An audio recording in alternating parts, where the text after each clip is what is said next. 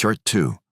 My daughter-in-law and son forced me to sleep in the garage so they could have space to breathe. As mentioned earlier, what they intended as silent exile turned into their downfall when I recorded their cruel plan and used it to serve them a court-backed eviction.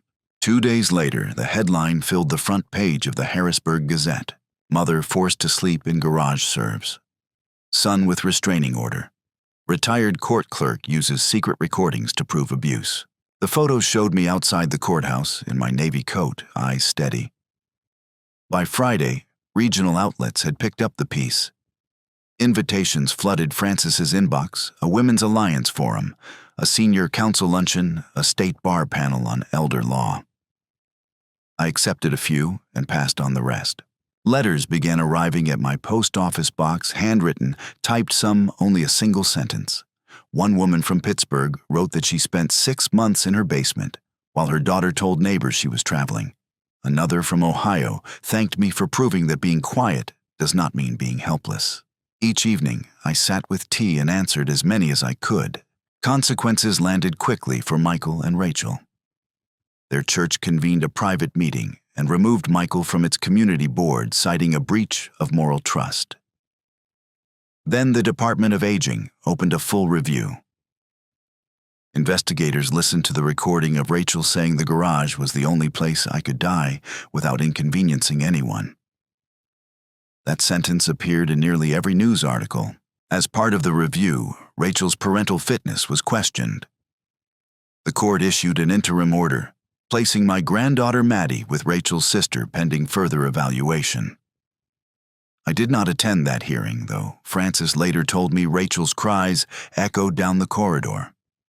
There was no pleasure in witnessing a mother lose custody, but there was justice in holding an adult accountable for deciding another person's life was disposable. A month after the article ran, I stood behind a podium at the Central Pennsylvania Women's Alliance Spring Forum. Faces, young and gray, looked up at me. I began, I am not loud. I spent a career taking notes and handing truth to people who got the credit. They put me in a garage and called it gratitude. So I recorded their cruelty and handed it to the law. Not for revenge, but because someone else is in a garage right now wondering if anyone can hear her. The audience rose as one. I did not smile wide. I simply bowed my head and stepped back. Life moved on. I rented a small second-floor apartment in Mechanicsburg. My granddaughter Angela, now a nurse, found it and carried my suitcase up the stairs. 3 nights a week, she visits after her shift. We make soup, play dominoes, sometimes sit in gentle silence that heals instead of bruises. Several networks asked for national interviews. At first, I refused, feeling I had said enough. But Angela took my hand. "Someone is still in that garage, Grandma," she said. "Maybe they will hear you." I agreed. The studio lights were bright, the anchor smooth. I wore my best blouse and spoke slowly so every word would land. I ended with this: I do not hate my son. I mourn who he was. I want prevention, not punishment. If you wonder whether your pain is real, it is. And evidence is not always documents. Sometimes it is the courage to tell the story. The segment brought 4,000 emails to the station, offers of help donations to elder shelters, and countless lines that read, "I believe you, and now I believe myself."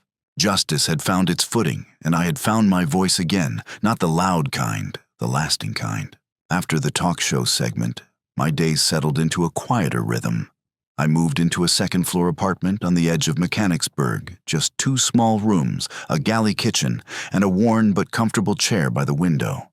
My granddaughter Angela found the place, signed the lease in my name, and carried every box up the stairs herself. 3 evenings a week, she stops by after her nursing shift. We chop vegetables, simmer soup, play dominoes, or simply share the kind of silence that mends instead of bruises. Each night before she leaves, she checks the thermostat and locks both doors. Safety has become a ritual we practice together. As the media attention ebbed, invitations kept coming. One asked me to join the Pennsylvania Elder Support Network as a volunteer consultant. I listened to recorded calls from older adults who were unsure whether their family's behavior counted as abuse. I told them what Frances once told me. If you have to ask whether it is abuse, it probably is. My courtroom memory became a lifeline for people who had never stepped into a courthouse. When the courts finished their investigation, I regained full legal ownership of the Harrisburg house. Michael and Rachel contested the decision, but the judge reviewed the original transfer paperwork documents they had tried to reshape and declared them void for coercion. My name returned to the deed, theirs disappeared. I did not move back. Instead, I rented the house to a young couple raising a parent who uses a wheelchair. I met them in person, watched how gently they adjusted the ramp, and heard how often they asked their mother whether she was comfortable. They were exactly who that house needed. Every month, the rent they pay goes into a small fund I created called Justice in Silence. The fund's purpose is straightforward emergency legal help for elders trapped in quiet abuse. We work with pro bono lawyers, social workers, and volunteers who understand that some injuries are measured in degrees of silence, not bruises. To launch the foundation, a local filmmaker offered to record a short video. The crew squeezed into my apartment, set up one light and one camera. I looked straight into the lens and spoke. They decided I was a little old woman who would never understand. They forgot I spent 47 years writing filing and enforcing the law. They left me in a garage, but I turned that cold into evidence. Justice does not always roar. Sometimes it whispers, sometimes it waits, then it stands. The video now sits on the Foundation's homepage. It has been viewed more than 500,000 times.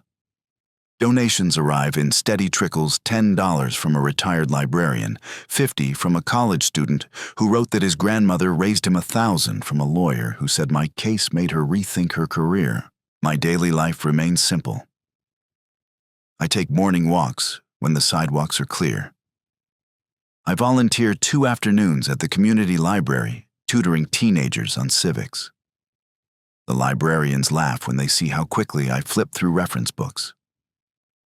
Some evenings, I sit by the window, tea in hand, and listen to neighborhood laughter drifting up from the street. I do not feel left out. I feel returned to myself. Yet one task remained. I owed letters to Michael, to Rachel, and most of all to my granddaughter, Maddie. I set my old mechanical keyboard on the small desk Angela found at a thrift shop. Its familiar clack steadied my breathing. The letter to Michael ran 3 pages. I began with a fact: you stopped calling me Mom long before you moved me to the garage. I reminded him of the summer I worked double shifts so he could attend debate camp, of the winter I relearned to drive at 60 because his father was hospitalized and college interviews could not wait. I wrote, when you chose the garage, you failed not only as a son, but as a keeper of memory. Forgetting who held you through fevers is what condemned you. I ended without hate, yet without forgiveness. You may rebuild your life, but not with my silence. Rachel's letter was shorter. You laughed about the place I might die. May you remember that sound whenever your daughter asks where her grandmother is. Nothing more. Maddie's letter took the longest. She was 12 during those garage nights, old enough to notice whispers, young enough for adults to label everything grown-up business. On the second night, she had slipped a card under the door that read, "I'm sorry if I was mean. I love you." I kept it in my coat pocket all winter. Now I wrote, "You did nothing wrong." Adults sometimes call their shame protection. When you have questions, ask me. I will tell you everything and never make you feel small for needing answers. I signed it, "With love always," and unshakably Grandma. I mailed the letters certified. Answers may never come, yet the words are now permanent, exactly as they needed to be. Justice in Silence continues to grow. We hold monthly workshops on recognizing covert abuse and navigating guardianship laws. Frances handles the heavy legal drafting, Angela manages outreach on nights she is not at the hospital, and I review every intake letter. Late at night when the office is quiet, I sometimes pause over a phrase that echoes my own past. I thought they were helping. I underline it in red, the color of warning and also of courage. Soon the Foundation will publish its first annual report. My portion closes with a single line. The coldest place I ever lived became the hottest evidence I ever filed. Thank you for walking beside me through every cold night courtroom, filing and reclaimed room.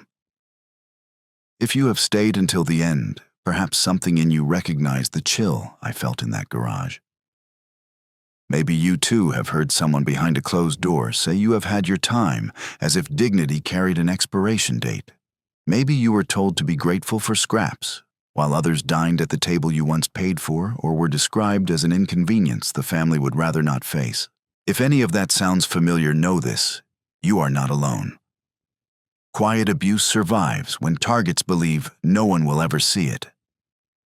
The moment we hold up a light, the shadows shrink. That is why justice in silence exists. It is why I still volunteer 2 nights a week, listening to shaky voices who ask, "Am I making a fuss over nothing?" We answer plainly, nothing about your safety or your autonomy is a fuss.